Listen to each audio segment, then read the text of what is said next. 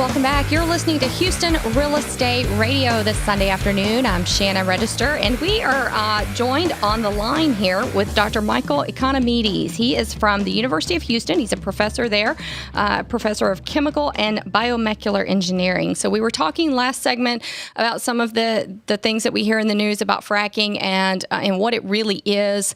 And we talked about some of the surface of fracking. Let's talk now about something that I know is going to be near and dear to your heart as listeners, which is how do you find a piece of land that's going to be fruitful and produce oil and gas? Because when you're buying, when you're out buying in the hill country, you want some oil. You want to buy some land that's going to give you some added value there. So tell us what are some tips to go by when you're looking for land to purchase and you want it to be able to be fruitful for you in being able to produce some oil and gas for you?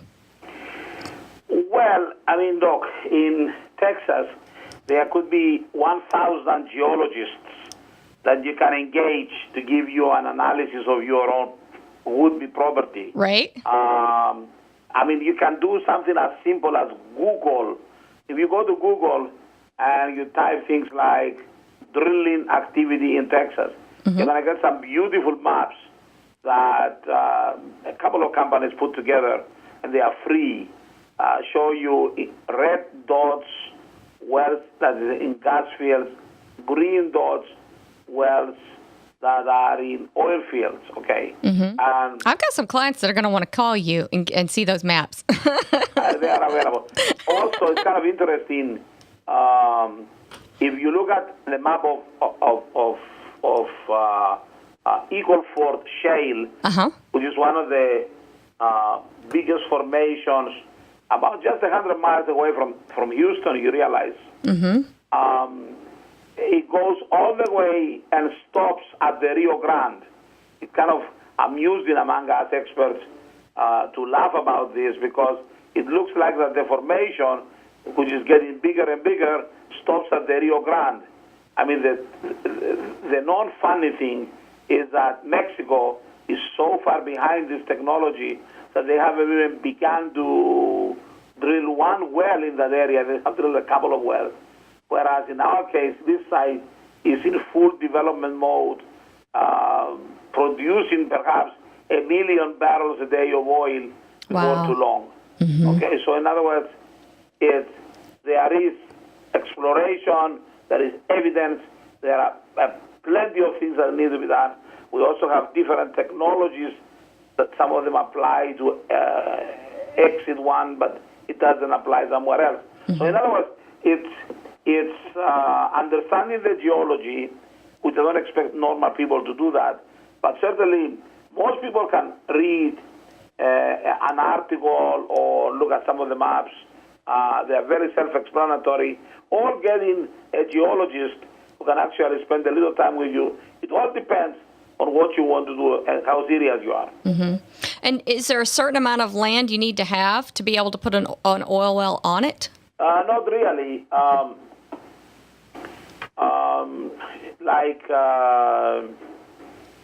40-acre spacing is the smallest spacing you can have, okay? If you are a regular farmer in Texas, you probably have a square mile, a section. Okay, so that's definitely available. Right. So about 40 acres. Correct. Okay. Now, what do you say to people who get these letters in the mail from the companies that, want to come out and start drilling on their land? I would imagine there's some scams that go along with that, and I would imagine there's some people who do it and do well, and then there's other people who do it and wish they hadn't done it. How does a normal consumer who starts being approached, how do they handle that? What's the best way to handle that? How do you know if people are telling you the truth, and how do you avoid scams? Well, believe but verify, okay? You got to get your own advisor, okay? You have to. There are a lot of people that can help you out. They have a geologist. You get yourself a geologist for a short period of time. There's a whole bunch of geologists in the state of Texas who do that all the time, okay? So just rent you out a geologist who can help you out. It's like going to a doctor, okay? The doctor still has to have an operation. It's okay, let me go and ask special permission, okay? And they send you back, and eventually, after back and forth, you end up with something, okay? That's how it works. Any issues with polluting? Do you think it pollutes the land at all? I don't think so, but of course, environmentalists have been saying things like this for a while right now, but to me, look, there is no energy project that the Sierra Club can ever like, okay? So, I mean, it's we need to move on. Would you advise people when they're purchasing land to really look over and really protect their mineral rights? I mean, I know as a realtor, that's something that's important to us, not when you're selling houses here in Houston, but when you're looking at, acreage. Sure. Is that something that you stress to people when they're, in that situation? Well, I mean, if you buy land, you buy the mineral rights. That's the definition, okay? I mean, you don't. But a lot of land that you buy, though, the people who own it previously do not want to give you the land rights. They don't want to sell you the land. They don't want to sell you the mineral rights. I mean, certainly you can make a decision to buy that land or some other land. Yeah. So I think it's important that you get as much of the mineral rights as you can. No doubt. When you purchase. Especially now, of course, if it's already verified that it's there, and they went through this process the last 20-some years. And they produce, and now here is the what they call the back end.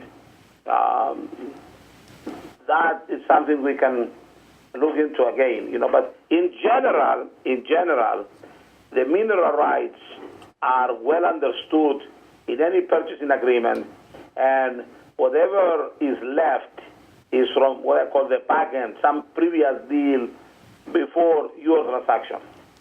When you start a project like that, when you start pumping for gas, how long does it take to actually get gas? I mean, how long are you pumping water and other junk before you actually start making any money at it? Or does it just depend on the land? That's a good question. But let me tell you how to rephrase the question a bit. If you want to know how long it takes from the moment that you have an idea to drill first, because you have to drill first, right? Right. So that with permits and putting things together and the drilling itself, you are looking at 6 months. Okay. To get the project going. Okay. That's breakneck speed. Right. And then you drilled. And then you test the well, you log the well, you have a whole series of things you have to do. Right. And up to there, the traditional way is to get partners, financiers. So you develop the project. So you have the landowner, okay? So you go and hire geologist X who puts this program for you together. You then go and find the funding agency or a funding company or whatever, okay? So they're going to give you enough money to cover your cost. So then covering your costs includes the drilling and the decision-making to complete the well or not, okay?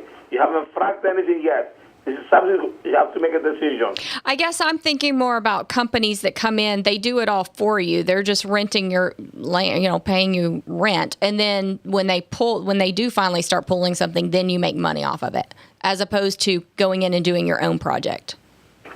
But in all cases, it's the same. Okay. After you find something and you can decide yes or no. You make an economic calculation and say, it makes sense to go ahead and complete and frack this well and then tie it up to production, okay? That process can take as little as a month. It all depends on how the equipment looks like in a particular area, how much activity is going on, and so on and so on. If the price of natural gas goes up, you may have to wait months before the service companies line you up to do your frac job, for instance.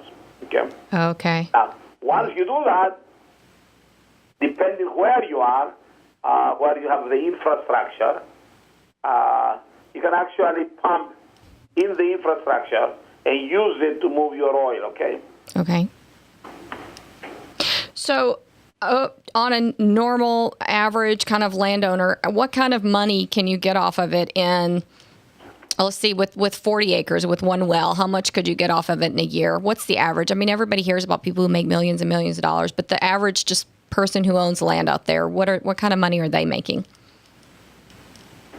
Any way to guesstimate it? Let me give you a modest amount. Okay. I would say $15,000 per month. Okay. That would be your share as the minimum production, and this is after you pay everybody. Okay. So $15,000 per month. Right. And if you don't own the mineral rights, you own like a fourth of the mineral rights. Of course, that's cut down. Okay. The mineral rights is extra. If you own them, you make extra money. Okay. Owning it, you get 20% off the top if you own the mineral rights. Okay. So that 20% may be distributed to different people due to their ownership. Well, whoever owns the mineral rights owns those. What about dead wells that you see? Like when I'm out showing properties, I'll see old dead wells that aren't being used anymore. Any way to revitalize those? Absolutely. This is a big business, by the way. You see, when those wells were online, the technology was not here yet. So, in fact, it's a business on its own. I have a couple of students, young guys, by the way, who went out there, and you can get all these records from the State Railroad Commission of Texas, the Railroad Commission in Austin. Mm-hmm. You can get all the old records. These guys went and took the records.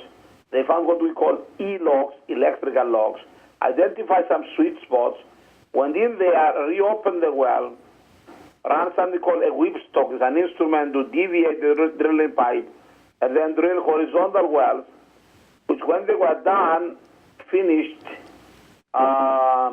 one of the wells was producing 1,000 barrels of oil per day. These are 22-year-old kids, by the way. Wow. $1,000. That's a great success story. 1,000 barrels a day. That's $100,000 per day of income. Wow, that's fantastic. That's exciting. That's motivating. It makes you want to go out and buy land, right? Very exciting. That's exciting. All right, well, we appreciate the update. Some great information, because I know there are a lot of people out there. I mean, this is Texas. Everybody wants to own land in Texas, so it's a great thing to hear about. We appreciate you coming on the show. Thank you so much. Thank you. All right, we appreciate it, and we'll be right back with more here on Houston Real Estate Radio.